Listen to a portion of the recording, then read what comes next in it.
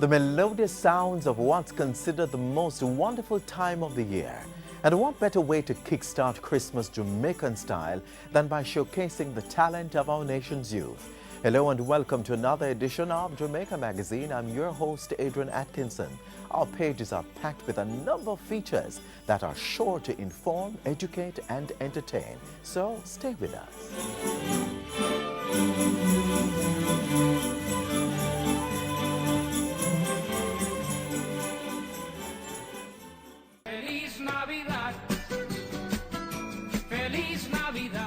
Oh, the sights and sounds of Christmas Jamaican style. Help us tell your stories through pictures. Or how about songs or poems bigging up Jamaica? We'd love to showcase them on the pages of Jamaica Magazine.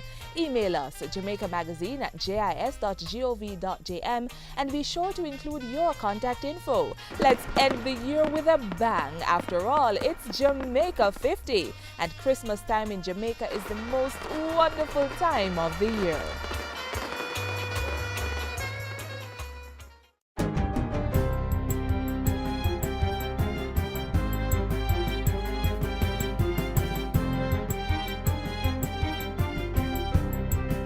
Good day, I'm Carrie Ann Smith and this is your JIS News for Monday, December 2. In anticipation of an increase in activities at customs and the ports, several plans have been put in place to facilitate a timely and efficient service to customers during the holiday season. The changes include additional parking, cashiers, and waiting areas. An electronic ticketing system is also now in place for customers to know their processing status, and opening hours have been extended. Group Marketing Executive of Kingston Wharves Limited, Simone Murdoch, says there will also be Saturday openings from December 7 to 21. We believe the Saturday opening gives our customers the convenience of the extra day without the pressure of having to get back to work. A reservation system has also been put in place for the clearing of motor vehicles and containers for commercial cargo customers, as well as clients with full container loads. Persons can also access charges and container stripping information ahead of time online at kingstonwharves.com.jm. Residents of Southwood and Clarendon now have easier access to their communities and to the wider Frankfield area with the opening of a $24 million bridge. The Southwood Pedestrian Bridge was officially opened on Friday by Richard Azan, the State Minister for Transport Works and Housing. Previously, residents had to cross a river to get into their community. Minister Azan said cooperation between contractors and citizens enabled the speedy completion of the project. That we were able to do this project within budget and on time. It shows that when you have little money, you can do things that can touch many lives. The State Minister assured community members that the bridge would be meshed to make it safer for children. Jamaica is to take part in a regional program designed to help bring new HIV infections, AIDS-related deaths and discrimination to zero by the year 2015. The Pan-Caribbean Partners Against HIV and AIDS is mounting the program to promote activities consistent with the UN Universal Declaration of Human Rights. The program is aimed at eliminating stigma and discrimination against people living with HIV by 2015 and to uphold the human rights and dignity of all, as outlined in the United Nations High-Level Meeting Political Declaration of 2011, to which Jamaica has committed. The Health Minister made the announcement Sunday at a church service in observance of World AIDS Day. Dr. Ferguson said Jamaica's HIV program was lauded as among the most successful in Latin America and the Caribbean, and revealed that HIV/AIDS was approaching chronic disease status rather than the death sentence it used to be. 333 AIDS deaths, 197 males and 136 females were reported in 2010 compared to 665 in 2004. This represents a 50% decrease in AIDS deaths since the inception of universal access to antiretrovirals in 2004. As government moves to clamp down on organized crime, financial institutions are urged to report suspicious transactions to the Financial Investigations Division, FID. The call comes from National Security Minister Peter Bunting, who is adamant that the authorities will expose financial institutions that break the rules. When you fall down on your compliance reporting, you are possibly facilitating, most likely facilitating criminal organizations who use murder, extortion, threats, intimidation as part of their stock in trade. Minister Bunting was speaking last Thursday at the FID's conference held at the Jamaica Pegasus Hotel under the theme Taking the Profit Out of Crime, a collaborative approach. Recent amendments to the Proceeds of Crime Act, including a $1 million limit on cash transactions with financial institutions, will help to strengthen the country's anti-money laundering framework. And finally, Governor General Sir Patrick Allen is urging adults to keep Jamaica's traditions and rich heritage alive by passing down the information to the younger generation. His Excellency was speaking on Friday at the third consecutive staging of the JIS Heritage Essay Competition. For a tiny island such as ours to have such an impact on the world, we are indeed a special people. There is so much that is good about Jamaica, and that is what we should be focusing on. On Friday, 10-year-old Shamar Willis of the Maxfield Primary and Junior High School copped the top prize in the JIS Heritage Essay Competition. Shamar received a weekend for 4 at Franklin D Resort, a book voucher, printer, gift baskets, a cell phone, tablet, trophy, and $15,000 in cash. Second place went to 11-year-old Tristan Isaacs of Jesse Paul Primary, while 9-year-old Jayla Smith of Mountain View Primary placed third. Chief Executive Officer of the JIS, Donna Marie Rowe, said that the agency would continue to engage the minds of Jamaica's children about the nation's heritage. The essay competition is near and dear to our hearts because it is for us a barometer for the teaching, learning, and understanding of Jamaican heritage to our children across the nation. The JIS Heritage Essay Competition is for students in the 9 to 12 age group. This year's topic was, what makes our Jamaican heritage special? And that's it for JIS News Today. I'm Carrie Ann Smith. Thanks for watching.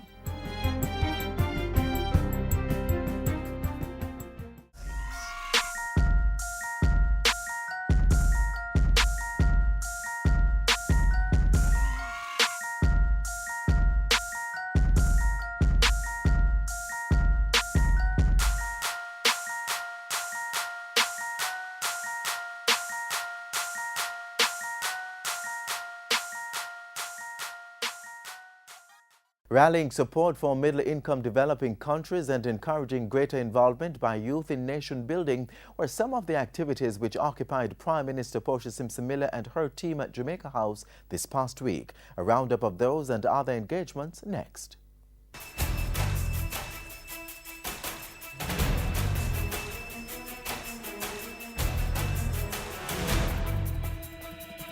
The economy and women's empowerment, the focus of the Prime Minister's visit to the European Union.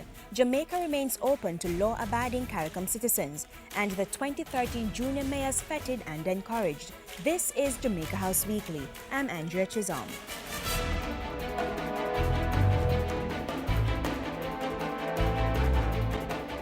Prime Minister Portia Simpson Miller is now back on the island following last week's mission to the European Union, where she discussed matters relating to development. Mrs. Simpson Miller attended the EU Development Days Forum in Brussels, Belgium, held under the theme A Decent Life for All by 2030, building consensus for a new development agenda.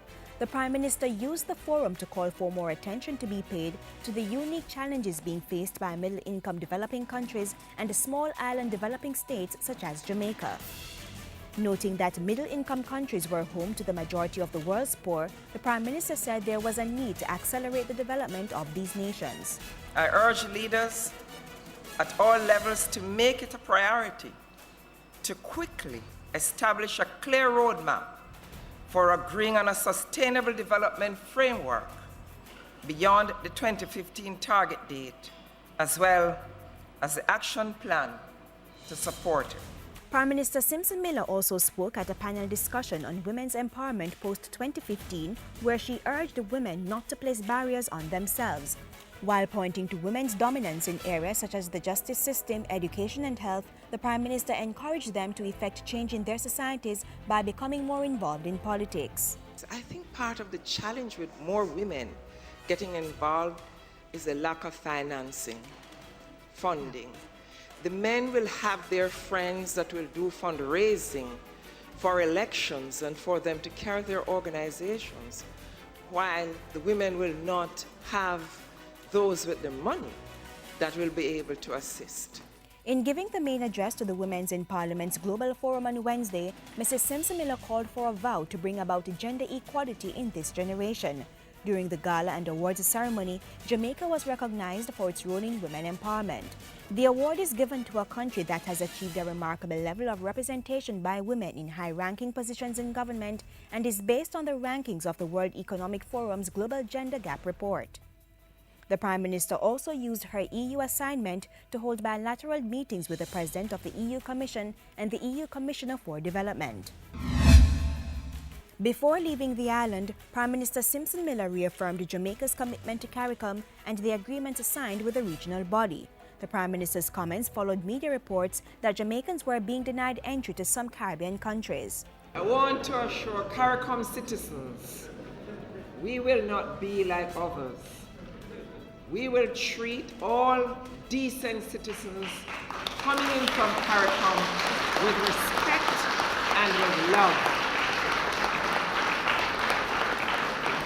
As one regional family, shaping the future together. The Prime Minister also made time for the island's 2013 youth mayors before departing on her EU mission. During a luncheon as part of Local Government and Community Development Month, Mrs. Simpson-Miller told the young men and women to stay strong, resilient, and to play their role in nation building.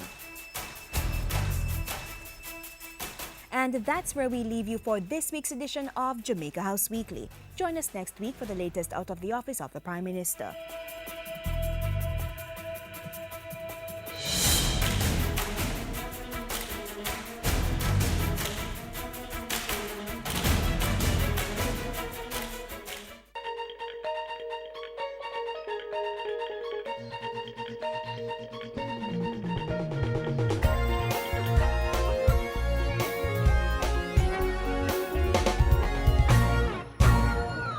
Welcome to the FSC Minute. I am Nadine Newsom.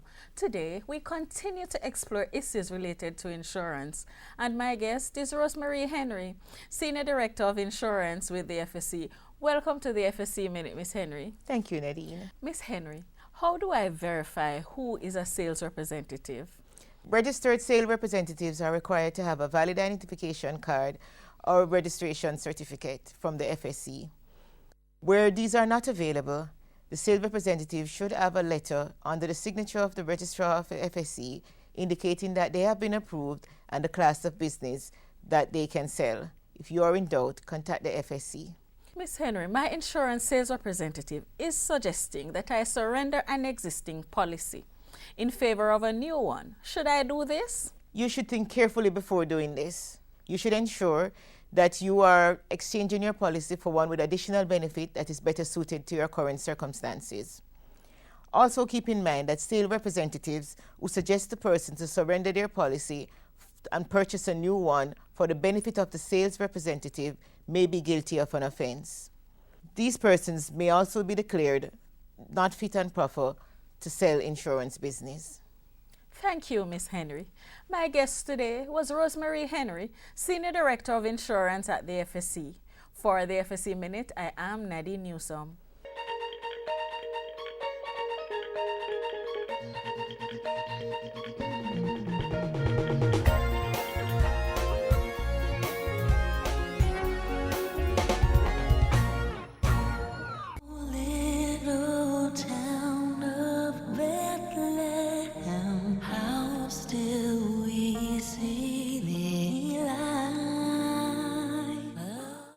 Strong families are important to the development of our society, and the National Family Planning Board wants you to be healthy and achieve your goals. Make the right reproductive health choices. Help eradicate poverty, improve maternal health, and reduce child death by avoiding unintended pregnancies. Waiting until you're financially, physically, and emotionally mature to become a mother. And protecting against diseases such as HIV and AIDS. Exercise your right to plan stable families for the future, being mindful that children need nurturing environments for proper growth and development. Consider your health, the timing, spacing, and number of children as you plan. Be empowered. Contact the National Family Planning Board at 5 Sylvan Avenue, Kingston 5, P.O. Box 287, telephone 968-1627, or visit them online at www.jnfpb.com.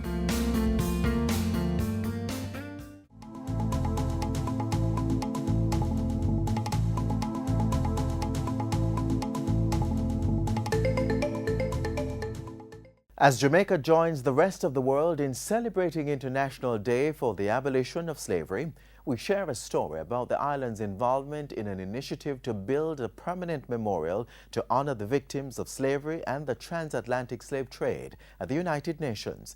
That initiative was given a boost during Prime Minister Portia Simpson Miller's mission to the UN in September. Take a look. More than 400 years of victimization, more than 15 million men, women and children violently removed from their homeland of Africa. Countless brave slaves, abolitionists and unsung heroes who stood up to injustice, and a call to action against modern-day forms of slavery. Just some of the reasons behind Jamaica's push for a permanent memorial honoring the victims of slavery and the transatlantic slave trade. Backed by our strong diplomatic presence, Jamaica's lobbying efforts have been bearing fruit, with the latest success being the announcement of a winner of an international design competition to create the memorial at the United Nations headquarters in New York. The design will undoubtedly serve to inspire the many persons who view the memorial and remind us to never allow such crimes against humanity ever again.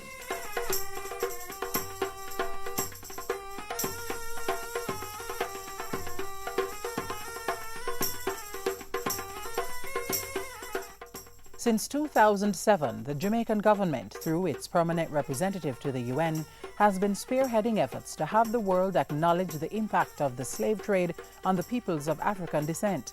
The island's push was buoyed by the support of its CARICOM family and its fraternal brothers and sisters in the African Union.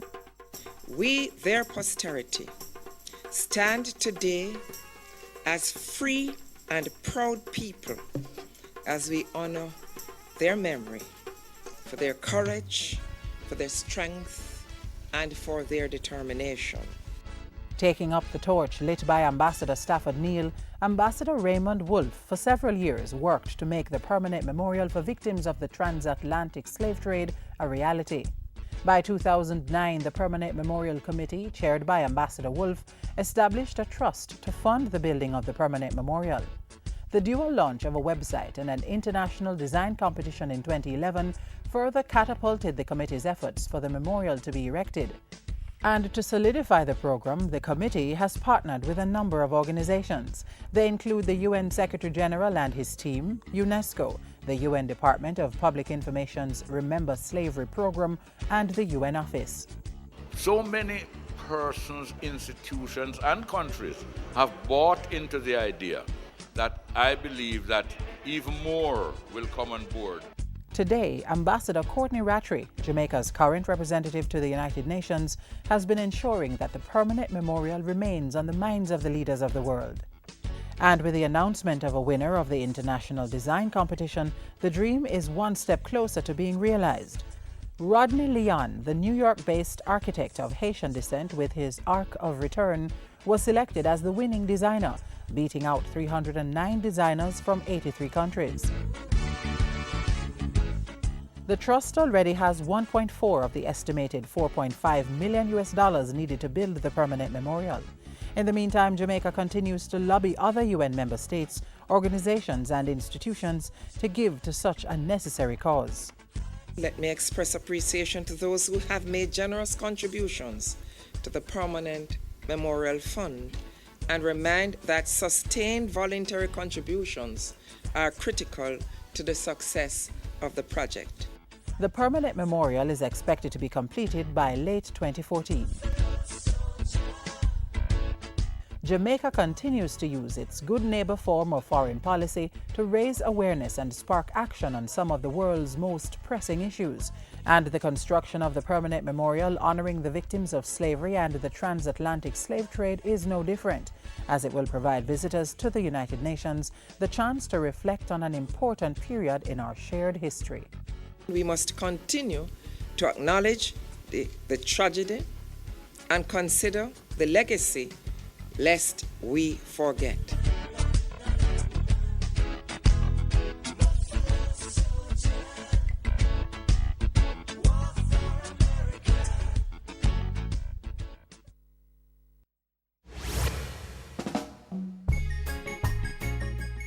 Mr. Shirley, me get the invitation from America.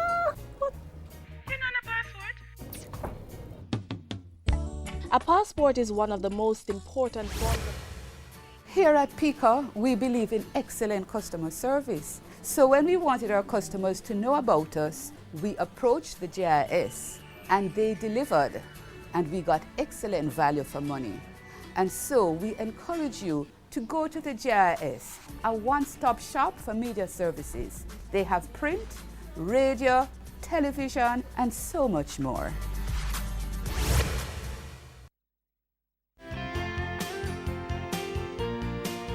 What sound does a long A make? Disagreements and arguments are common features of human interaction. That's why it isn't uncommon to find that conflicts pop up from time to time when parenting a child. But as with the old saying, when elephants fight, it is the grass that suffers. Children are impacted when their parents have disputes. However, there are things you can do to limit the impact of conflict on our children. The first duty, I think, is that the parent should try not to harm the child as collateral damage. Because I think in a lot of situations, the parent doesn't intend to harm the child, but is either so emotionally engaged in the issue at hand or is so unaware that they may say or do things that are not suitable for the children to be involved in. We have had situations where a parent may have gone to school and made a comment about a child, like you're the worst picnic the Lord ever make. But then the child now gets teased by every other child in their class. They get disrespected by the people there. So I think a lot of times when we're expressing, we're not thinking about the effects. So I think awareness is the first thing I would say to parents. Second thing I'm saying to parents, the world is not really judging you every day for you to pass or fail a test in parenting. Most people empathize with the fact that parenting is a complicated job for which most of us are not equipped. So be gentle on yourself, and by being gentle on yourself, then maybe you would find more space to be more accommodating of the children. It's important to practice what we preach, because we will lose the respect and confidence of our children, because they come to us respectful, you know, and they come to us having confidence in us. But we can lose that by the way we handle situations as well as the way we handle them. Create loving families, handle stresses by going to professionals to assist. Take issues that the children are not involved in into a space where they don't have to hear and see all of the conduct that's really not appropriate for them. So parents, try your best to maintain an atmosphere of love and compassion within the home. Even if there are problems, resolve them peacefully. Do not take out your frustration on the children. And whatever the situation, let them know that mommy and daddy will have differences, but both of you will always be there to support them. Remember, children's care and protection are FIWI mission. What sound does a long A make? A, A, A. What sound does a long A make? A, A, A. It was a silent night, a holy night. All is calm, and all so bright. The snowflake, maypole, and the elegant palm, all signs that Christmas is upon us. So if you don't feel Christmas in the breeze, you will certainly see it in the trees. The poinsettia originated in Mexico and is known by many as the Christmas flower.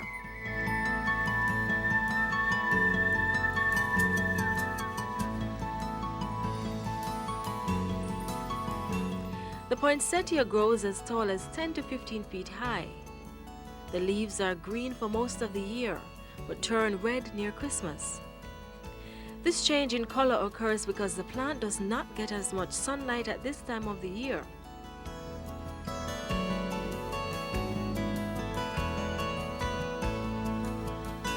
poinsettias do not only bloom in the red hue, they can bloom in pink, white, and various shades of these colors depending on the temperature and biological hybrid. There is also a multicolored species known as marble. The poinsettia is a very popular gift at Christmas time. It is also used for decoration and can be seen in many homes and offices during the Yuletide season. I have forgotten much, but still I remember. The poinsettia's red, blood red in warm December.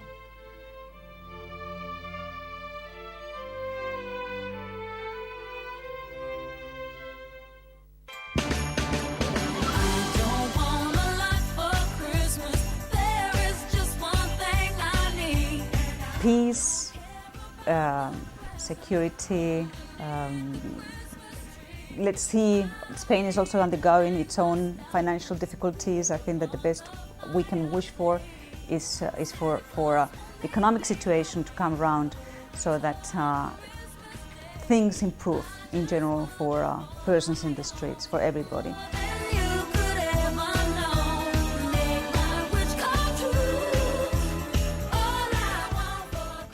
To get you into the Christmas mood, we give you the rest of the performance which started the magazine.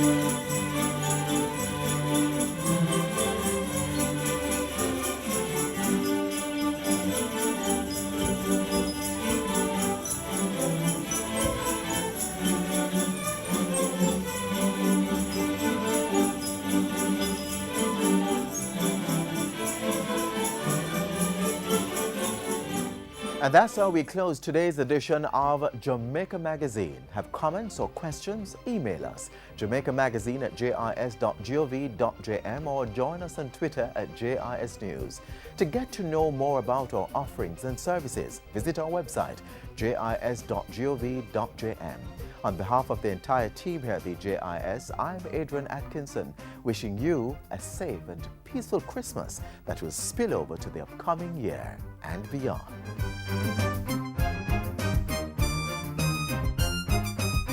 This has been a production of the Jamaica Information Service, the voice of Jamaica.